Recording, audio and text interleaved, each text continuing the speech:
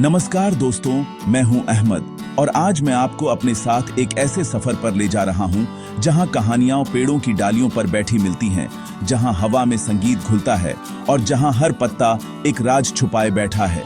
ये सफर है झारखंड के घने हरे भरे जंगलों का। वो जंगल जो सिर्फ पेड़ पौधों का घर नहीं बल्कि उन अनगिनत पंखों वाले बाशिंदों का भी घर है, जिनकी चहचहाहट से ही इन जंगलों में सुबह होती है। कभी आपने सोचा है कि जब सूरज की पहली किरण साल के पत्तों को चीरकर जमीन पर उतरती है तो सबसे पहले उसका स्वागत कौन करता है? ये रंग बिरंगे नन्हे मुन्ने कलाकार ही तो हैं। आज हम इन्हीं कलाकारों से मिलेंगे। झारखंड के जंगलों में पाए जाने वाले उन रंग बिरंगे पक्षियों का स्वागत करें, जिनकी दुनिया हमारी दुनिया से बिल्कुल अलग फिर भी कितनी जुड़ी हुई है। हम में से कई लोग शहरों की भागदौड़ में इन आवाजों को, इन रंगों को भूल चुके हैं, पर ये आज भी मौजूद हैं, उसी शिद्दत से गाते हुए, उसी आजादी से उड़ते हुए। आज हम जानेंगे यहाँ के कुछ खास पक्षियों के बारे में। ये सिर्फ पक्षी नहीं बल्कि इस धरती की धड़कन है, इस जंगल की आत्मा है। तो चलिए मेरे साथ इस अनोखे सफर पर अपनी आंखें और कान खुले रखिएगा, क्योंकि आज आप जो देखने और सुनने वाले हैं वो शायद आपके दिल में हमेशा के लिए बस जाएगा। हम सिर्फ देखेंगे नहीं, महसूस करेंगे। हम सिर्फ सुनेंगे नहीं, समझने की कोशिश करेंगे। आइए झारखंड के इन पंखों वाले खजानों की दुनिया में खो जाते हैं। हमारी कहानी का पहला किरदार है हॉर्नबिल, एक ऐसा पक्षी जिसे देखकर आपको लगेगा कि कुदरत ने इसे बड़ी फुर्सत से बनाया है। इसकी विशाल मुड़ी हुई चोंच, जिसके ऊपर एक हेलमेट जैसा ताज होता है, इसे जंगल के बाकी पक्षियों से बिल्कुल अलग और शाही बना देती है। जब ये अपनी पूरी शान से उड़ता है तो इसके पंखों की फड़फड़ाहट में एक अजीब सी गूंज होती है, जैसे कोई पुराना दरवाजा खुल रहा हो, किसी रहस्य की दुनिया का दरवाजा। इसके काले और सफेद पंख और गले पर पीले रंग की त्वचा इसे एक अनोखी पहचान देते हैं। ये सिर्फ एक पक्षी नहीं बल्कि जंगल के स्वास्थ्य का प्रतीक है। झारखंड के जंगलों में खासकर साल और महुआ के ऊंचे पेड़ों पर इनका बसेरा होता है। इनकी एक और खास बात है इनका पारिवारिक जीवन। मादा हॉर्नबिल जब अंडे देने वाली होती है तो वो पेड़ के खोखले तने में खुद को बंद कर लेती है और नर हॉर्नबिल बाहर से उसे खाना पहुंचाता रहता है। ये सिर्फ एक आदत नहीं बल्कि प्यार, भरोसे और जिम्मेदारी की एक खूबसूरत कहानी है जो हर सुबह जंगल में दोहराई जाती है।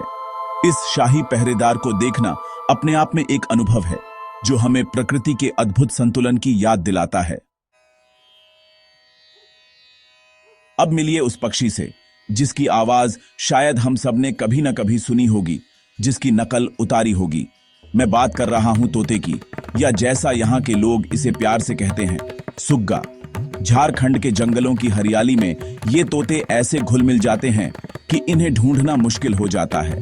बस इनकी तीखी, चंचल आवाज ही इनके होने का पता देती है। झुंड के झुंड जब आम या अमरूद के पेड़ों पर हमला बोलते हैं तो एक अलग ही नजारा होता है। उनकी लाल चोंच और गले पर लाल या काले रंग का घेरा उनके हरे शरीर पर एक खूबसूरत टीके की तरह लगता है। इनकी सिर्फ आवाज ही नहीं, इनकी समझदारी भी कमाल की होती है। ये इंसानी आवाजों की नकल करने में माहिर होते हैं। शायद इसीलिए इंसान और तोते का रिश्ता सदियों पुराना है। जंगल में आजाद उड़ते इन तोतों को देखना एक अलग ही सुकून देता है। ये हमें याद दिलाते हैं कि असली खूबसूरती कैद में नहीं, आजादी में है। जब ये एक साथ आसमान में कलाबाजियां करते हुए उड़ते हैं तो ऐसा लगता है मानो किसी ने हरे रंग के सैकड़ों मोती हवा में उछाल दिए हों। ये तोते जंगल के जीवन का एक अहम हिस्सा है, एक बोलता हुआ, चहकता हुआ हिस्सा। कुछ पक्षी सिर्फ अपनी खूबसूरती के लिए नहीं बल्कि उनसे जुड़ी कहानियों और विश्वासों के लिए भी जाने जाते हैं। नीलकंठ एक ऐसा ही पक्षी है। इसके नाम में ही इसका रंग छुपा है, नीला कंठ। जब ये शांत बैठा होता है तो भूरे रंग का एक साधारण सा पक्षी लगता है, लेकिन जैसे ही ये अपने पंख फैलाकर उड़ान भरता है, इसके पंखों में छिपे आसमानी और गहरे नीले रंग ऐसे चमक उठते हैं जैसे किसी ने नीलम बिखेर दिए हों। ये नजारा देखकर एक पल के लिए सांसें थम जाती हैं। झारखंड में और पूरे भारत में नीलकंठ को भगवान शिव से जोड़ा जाता है और इसे देखना शुभ माना जाता है, खासकर दशहरे के दिन। कहते हैं कि अगर नीलकंठ दिख जाए तो साल अच्छा गुजरता है। ये अक्सर खेतों के आसपास, बिजली के तारों पर या सूखी डालियों पर अकेला बैठा दिख जाएगा, जैसे किसी गहरी सोच में डूबा हो।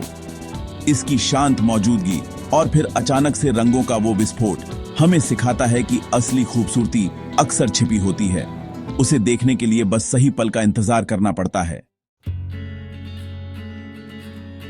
अगर जंगल एक महफिल है तो उस महफिल की सबसे सुरीली गायिका शायद बुलबुल ही है। इसकी मीठी, चंचल और कई तरह की आवाजें सुबह के सन्नाटे को तोड़ती हैं। जब बाकी दुनिया अभी नींद में होती है, बुलबुल अपनी तान छेड़ चुकी होती है। इसका आकार भले ही छोटा हो, लेकिन इसकी आवाज में एक ऐसी कशिश है जो किसी को भी अपनी ओर खींच ले। झाड़ियों में, बगीचों में और जंगलों के किनारों पर फुदकती हुई बुलबुल को देखना दिन की एक खूबसूरत शुरुआत करने जैसा है। इसके सिर पर काले रंग की कलगी जैसे कोई छोटा सा ताज हो, इसे एक अलग ही पहचान देती है। ये बहुत ही मिलनसार पक्षी है। अक्सर इंसानी बस्तियों के पास भी अपना घोंसला बना लेती है। शायद ये हमें बताना चाहती है कि इंसान और प्रकृति साथ साथ रह सकते हैं, बस थोड़ी सी जगह देने की जरूरत है। इसकी आवाज में एक खुशी है, एक जिंदा दिली है जो हमें याद दिलाती है कि जिंदगी की छोटी छोटी चीजों में भी कितना आनंद छिपा हो सकता है। अगली बार जब आप सुबह जल्दी उठें तो एक पल रुक कर सुनिएगा। शायद आपको भी कहीं से बुलबुल का मीठा संगीत सुनाई दे जाए। हमारी सूची का आखिरी पक्षी वो है जो अपनी बातूनी तबीयत के लिए मशहूर है। जी हां, मैं मैना की बात कर रहा हूं। मैना एक ऐसा पक्षी है जो इंसानों के आसपास रहना पसंद करता है। ये आपको खेतों में, गांवों में और शहरों के पार्कों में भी आसानी से दिख जाएगी। इसकी पीली चोंच और आंखों के पास पीला घेरा इसे एक जिज्ञासु रूप देता है, जैसे ये हमेशा कुछ पूछना चाह रही हो।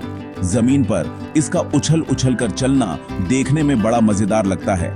ये बहुत सामाजिक पक्षी होते हैं और हमेशा जोड़ों या झुंड में ही रहते हैं। मैना की सबसे बड़ी खासियत है इसकी आवाज निकालने की क्षमता। ये कई तरह की सीटियां, किलकारियां और दूसरी आवाजें निकाल सकती है और कुछ प्रजातियां तो इंसानी बोली की नकल करने में भी माहिर होती हैं। इनकी चहचहाहट में एक अपनापन सा लगता है, जैसे कोई पुराना दोस्त हालचाल पूछ रहा हो। ये हमारे कृषि परिवेश का एक महत्वपूर्ण हिस्सा है, क्योंकि ये फसलों को नुकसान पहुंचाने वाले कीड़ों को खा जाते हैं। मैना हमें सिखाती है कि संवाद और साथ मिलकर रहना कितना जरूरी है, चाहे वो पक्षियों की दुनिया हो या इंसानों की। तो दोस्तों, ये थी झारखंड के जंगलों और आसमानों में बसी एक छोटी सी रंगीन दुनिया की झलक। हॉर्नबिल की शान से लेकर बुलबुल के संगीत तक, तोते की चंचलता से लेकर नीलकंठ के रहस्य तक, हर पक्षी अपने आप में एक कहानी है, एक कविता है।